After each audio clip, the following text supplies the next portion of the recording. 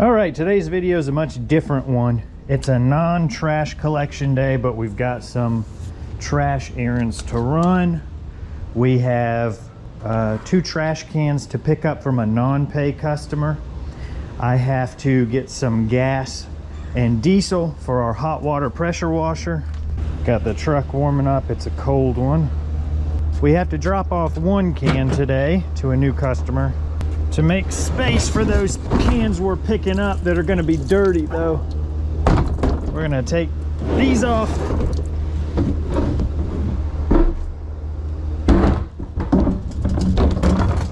The other thing I want to tell you guys about is the Jobber Summit. That's a free online event they do every year. We'll clean that off with a rag whenever we get there. So that Jobber Summit's a free online event March 5th. They've got a bunch of business speakers that are going to be talking about different topics. This is the Alcoa hot water pressure washer we need gas and diesel for. There's a link in my description where you can see all the info on that event. Should be a really good thing for whatever stage of business you're at. And I'll say one of the things that made me decide to stop the lawn care thing and focus on the trash is business topics on YouTube, kind of like what they're going to talk about at that Jobber Summit. They helped me realize, you know, there's certain numbers to pay attention to. Depending on those numbers, you can make certain decisions. This is going to be for those trash cans because I don't know if he was going to empty them like I asked. I hope he will, but we'll see. So that Jobber Summit, again, it's online. It's March 5th. It's free to sign up. And there's a link you can check out in the description.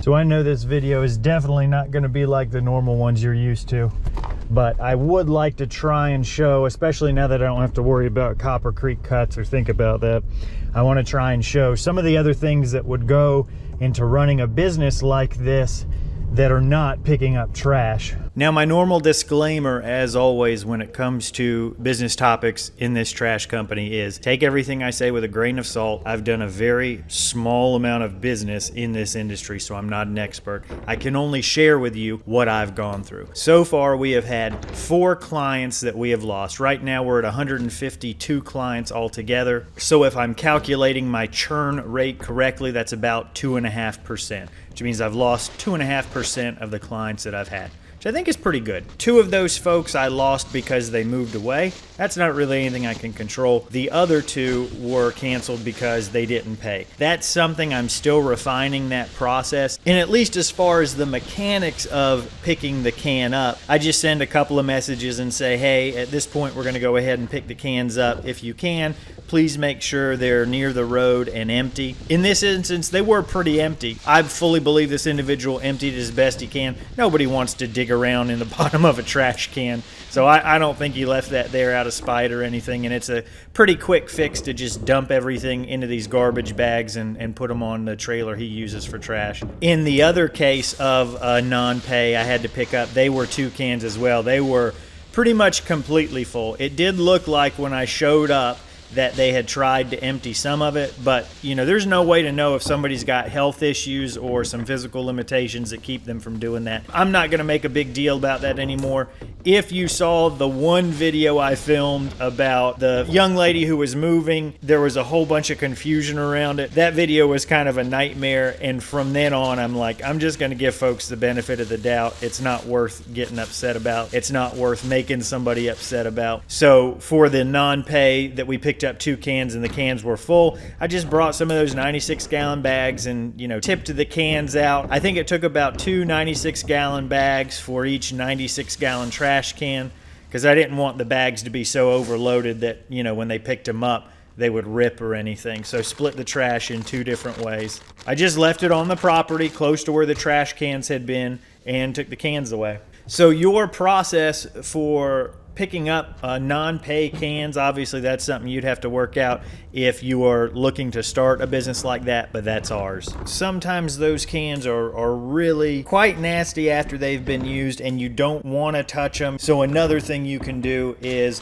just drop one of those big 96-gallon trash cans over the top of it, just like a cover. And then that way you're containing some of that stuff. You don't have to touch the can, you can touch the bag. And then of course these cans will go home and they will get hot water pressure washed with our Alcoda. Alcoda is a brand that makes hot water pressure washers. The water gets to something like 205 degrees. It's just below boiling. So it cleans and sanitizes those cans without really needing any chemicals, which some people like. I don't have anything against chemicals, but if I'm going to be around something every single week, if I'm going to be cleaning cans very regularly, I just as soon do it without some chemicals that may have a chance of injuring me. Maybe they don't. But if I can clean it with just hot water with that Alcoda hot water pressure washer, then that's what I'm going to do. And it's nice that when we get to the point where we turn around and give out used cans, we can say, hey, this can is not completely brand new, but it is completely clean and completely sanitized. So you don't have to worry about any health things. It's really nice to be able to say that to customers. That was a little bit of a shorter video, not normal trash pickup, but I also want these videos to help folks who might be interested in starting a business like this. And this is part of the business, so I think it's worth taking a look at. Thanks for watching. We'll see you in the next one.